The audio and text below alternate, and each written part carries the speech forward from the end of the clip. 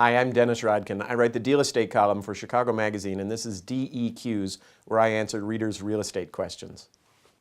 Bob in Jefferson Park asks, before the housing bubble burst, my wife and I were being contacted by developers asking if we were interested in selling.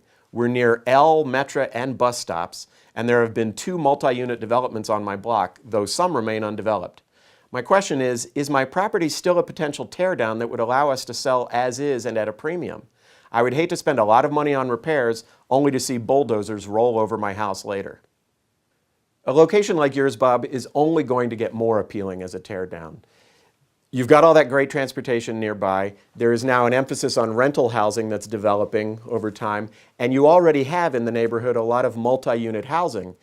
Brian Hickey of teardowns.com was talking to me about how if your land can hold a 5-unit apartment building, which is what was being suggested before, that means the land for multifamily is worth a multiple of what it would be worth for single-family home.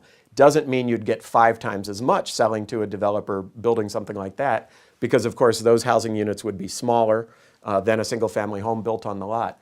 The other thing to think about is that a single-family home in your neighborhood, in that neighborhood, becomes less valuable because there are more multi-flats in the surroundings, so it becomes more of a multi-flat neighborhood. You may also have an older, inefficient house. It may have low basement ceilings. We like those higher now. It may have fewer bathrooms than we expect now. It may have inefficient windows. So the value of it as a single-family home starts to wear down as the value continues to rise for multifamily housing.